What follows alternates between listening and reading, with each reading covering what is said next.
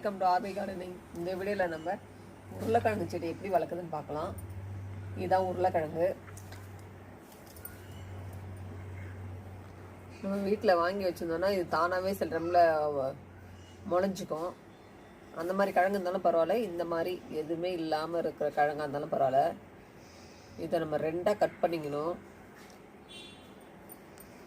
ரெண்டாக கட் பண்ணிவிட்டு அதை மண்ணில் வச்சு வளர்க்கணும்.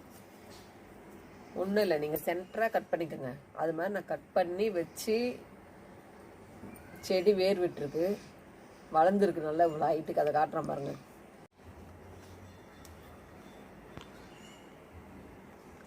இதுதான் நம்ம கட் பண்ணி உருளைக்கிழங்கு வச்சு எவ்வளோ அழகாக வளர்ந்துருக்கு பாருங்கள். வேர் விட்டுருக்கேன். சின்ன டப்பாவில் தான் வச்சேன்.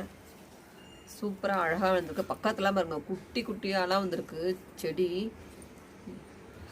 இப்போ இது வந்து இந்த தொட்டி, இந்த டப்பி வந்து நமக்கு பத்தாது. அதனால் நம்ம பெரிய தொட்டியில் வைக்கலாம். ஏன்னா உருளைக்கிழங்கு வந்து அடியில் தான் நிறைய பரவும். அதனால் இது பத்தாது. அதனால் இந்த தொட்டியில் வைக்க போகிறேன், பெரிய தொட்டியில். இதுக்கு மண் கலவெல்லாம் ரெடியாக இருக்குது. செம்மண் தான், நல்லா லூஸாகவும் இருக்குது மண். இதில் ஏற்கனவே மஞ்சள் செடி வச்சுருந்தேன், அதை அறுவடை பண்ணியாச்சு. இப்போ அந்த தொட்டி காலி தான். இன்னொரு மஞ்சள் செடி வேறு தொட்டியில் வளருது. அதனால் இதில் நம்ம உருளைக்கிழங்கு செடி வளர்க்கலாம். இப்போ நான் பாருங்கள், அந்த செடியை நோண்டி இதில் வைக்கிறேன் பாருங்கள். ஃபஸ்ட்டு பள்ளம் எடுத்துக்கலாம். மண் எப்பயும் லூஸாக தான் இருக்கும் எந்த செடி வச்சாலும். அப்போ தான் அதுக்கு நல்லா வேர் விட்டு வளர்கிறதுக்கு ஈஸியாக இருக்கும். அதுவும் இந்த மாதிரி செடிங்களாம் வந்து கீழே அடியில் காய் வர்றதால நல்லா கொஞ்சம் அகலமான தொட்டியாக இருந்தால் இன்னும் நல்லாயிருக்கும்.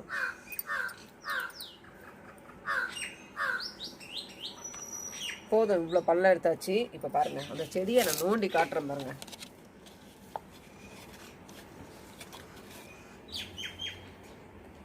இப்போ நோண்டி காட்டுறேன் பாருங்கள்.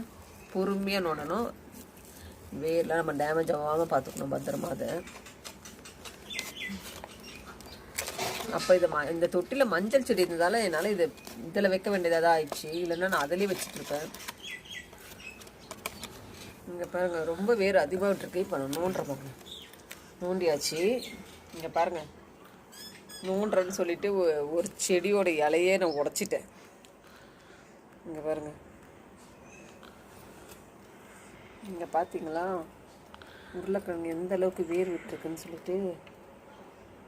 இங்கே பாருங்கள், உருளைக்கிழங்கு பாருங்க, அடியில் எவ்வளோ வேர் விட்டுருக்கு பார்த்தீங்களா. தேவையில்லாமல் நான் ஒரு இலையை வேறு உடச்சிட்டேன். சரி, நம்ம எடுத்து இது மாற்றி வச்சுருவோம்.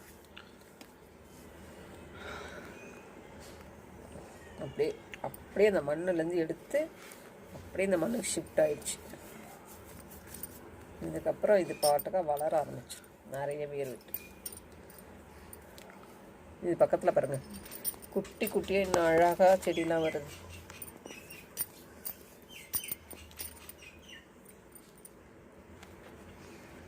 சரி, இந்த இலை தான் உடஞ்சிச்சு. கஷ்டமாக இருக்குது எனக்கு.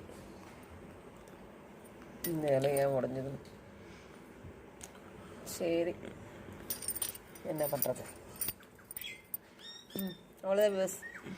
இப்போ இதுக்கப்புறம் இது இன்னும் அழகாக வளருதுன்னு பார்க்கலாம்.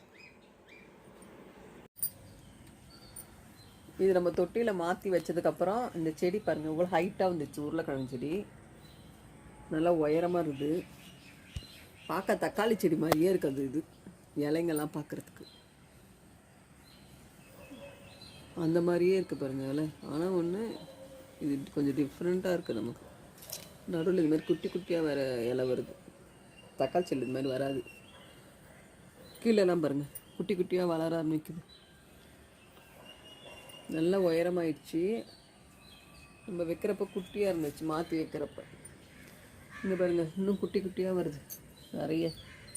இன்னும் இது வந்து அடர்த்தையாக வரும். இந்த செடி பெருசாக வந்ததுக்கப்புறமா பூ பூக்க ஆரம்பிக்கும். இது அப்பப்போ பூ பூக்க ஆரம்பிக்கும்.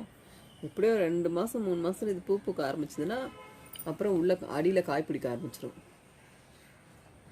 பூ பூத்ததுக்கப்புறம் காய் பிடிச்சதுக்கப்புறம் செடி வந்து காய ஆரம்பிக்கும். அதுக்கப்புறமா தான் நம்ம வந்து அதை நோண்டி பார்க்கணும். நோண்டி பார்த்தா தான் உள்ள கிழங்கு இருக்கும். இது பூ பக்கத்துக்கு எப்படி 2.5 மாதம் ஆகும். 2.5 மாதம் 2 மாதம் 2.5 மாதம் ஆகிடலாம். அதுக்கப்புறம் நான் அந்த செடி போடுறேன் உங்களுக்கு பூ பூத்ததுக்கப்புறமா. இவ்வளோதான். இது ரொம்ப லேட் ஆகும். இப்போ தான் நம்ம வச்சுன்னா ஒரு 10-15 நாள் தான் இருக்கும். இது அதுக்குள்ளே இவ்வளோ ஹைட் வந்துடுச்சு.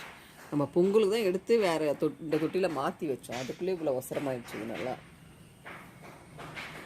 அதே மாதிரி நீங்களும் வீட்டில் உருளைக்கிழங்கு இருந்துச்சுன்னா அந்த மாதிரி சின்னதாக துளுப்பு வந்துச்சுன்னா அதே மாதிரி நீங்களும் இதே மாதிரி தொட்டியில் வச்சு வீட்டில் வளர்த்து பாருங்கள். ரொம்ப வெயில் பட வேணாம். இது ஓரளவுக்கு இருந்தால் போதும். வெயில் ரொம்ப வெயிலாம் வேணாம். ரொம்ப வெயில் வைக்கக்கூடாது. இதை தேவையான அளவுக்கு அடிக்கடி நல்லா எருவுலாம் போட்டு விடுங்க. அப்போ இன்னும் நல்லா கிழங்கு நிறைய வரும் உள்ள பெருசு பெருசாக.